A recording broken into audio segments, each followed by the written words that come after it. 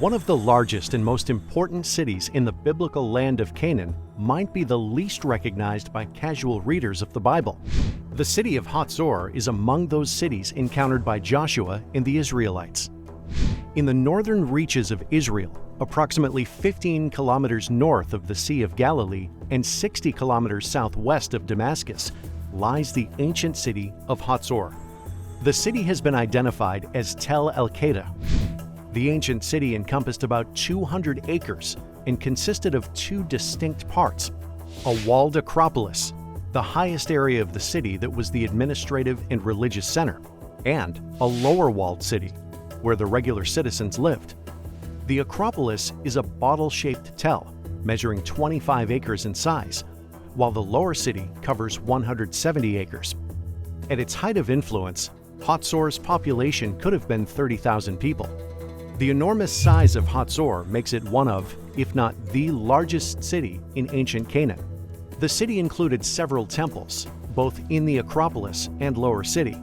Hazor used the most technologically advanced fortifications of the Middle Bronze Age, 1800 to 1500 BCE, including huge earthen embankments, moats, and several fortified gates and walls.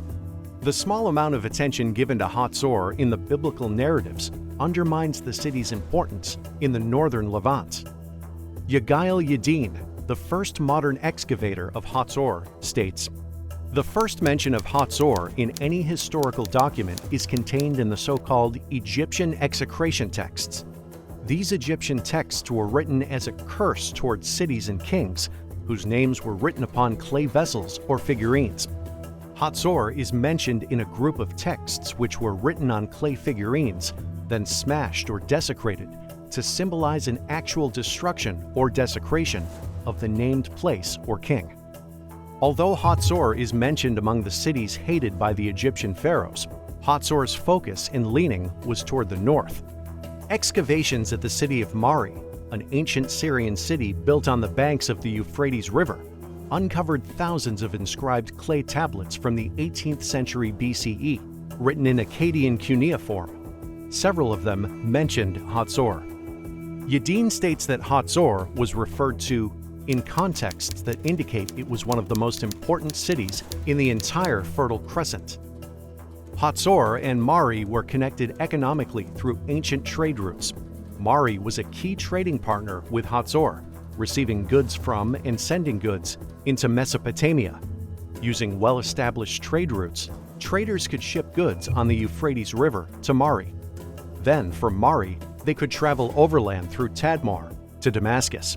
From Damascus, traders could either turn southward, taking the King's Highway, which ran along the eastern side of the Jordan Valley, or they could take the more southwesterly route that led to Hazor, then to Megiddo, and onto the coastal highway toward Egypt. Hazor's location made it an important trade center connecting Egypt with Damascus and the cities of the Fertile Crescent.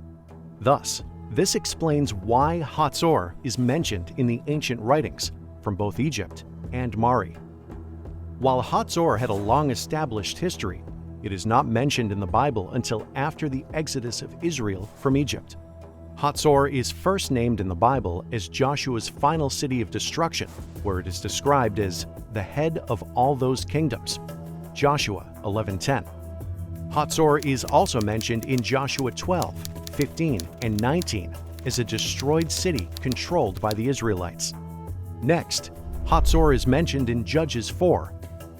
Later, in 2 Kings 15:29, Hazor is conquered by the Assyrian leader Tiglath-Pileser III as he invaded it from the north, a destruction that the archaeology of Hazor verifies. The modern archaeological excavations of Hazor began under the direction of Yigael Yadin, who excavated from 1955 to 1958, and again in 1968. Amnon bin Tor resumed the excavations in 1990 and is still currently involved with the ongoing excavations at Hazor. He is assisted by co-director Shlomit Bekhar. The excavations of Hazor reveal a series of occupations and destructions.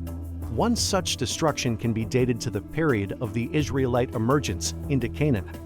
Agreeing with Yadin, Ben-Tar concluded that there is evidence of a fiery late Bronze Age, 1500 to 1200 BCE, destruction of Hazor dating to the middle 1200s BC, which is one of the dates accepted by scholars as the time of Israel's entry into Canaan. The dating of this Hazor destruction was based upon Mycenaean Type 3b pottery analysis, a pottery type from Greece that stopped being imported at the end of the 1200s BC, and a partial Egyptian inscription written on stone and containing hieroglyphic writing bearing the name of an Egyptian official who served somewhere around 1240 to 1230 BC. A large Canaanite building, thought to be a palace, was discovered in the central area of Hazor's Acropolis. While Yadin first thought the building was a temple, its magnificence underscored Hazor's wealth and status. Ben-Tar said, "Regardless of whether the complex in the center of Hazor's Acropolis is ultimately determined to be a ceremonial palace or a temple, it is undoubtedly the most impressive of all the city's structures, both in terms of its splendor and magnificence, and in terms of the wealth and variety of finds uncovered there.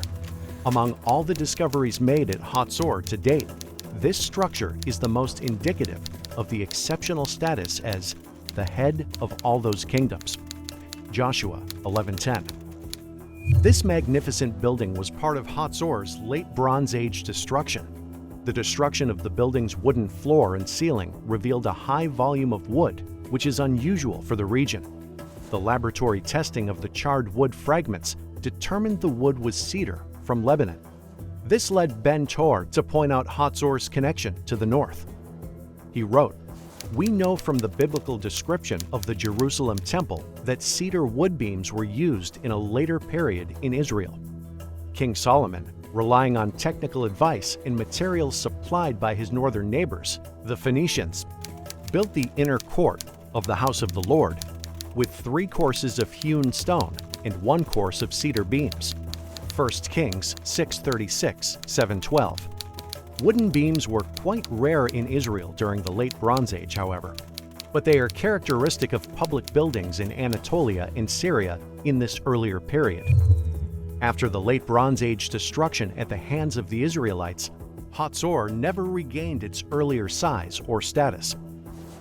The Solomonic rebuilding at Hazor was contained to the Acropolis and seemed to be a defensive exercise meant to establish a military presence along the trade route. Among these 3 cities, a common Iron Age feature excavated was a 6-chambered gate.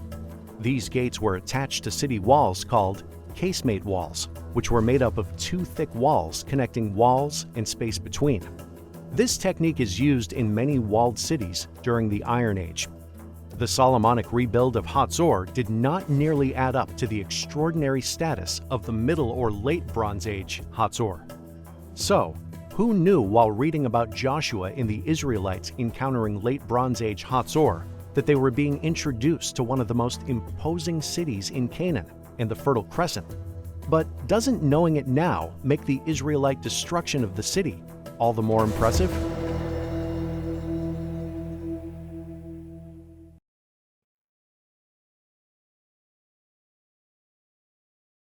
Thank you for watching this video. Don't forget to like and share, and make sure you subscribe so you don't miss any future videos.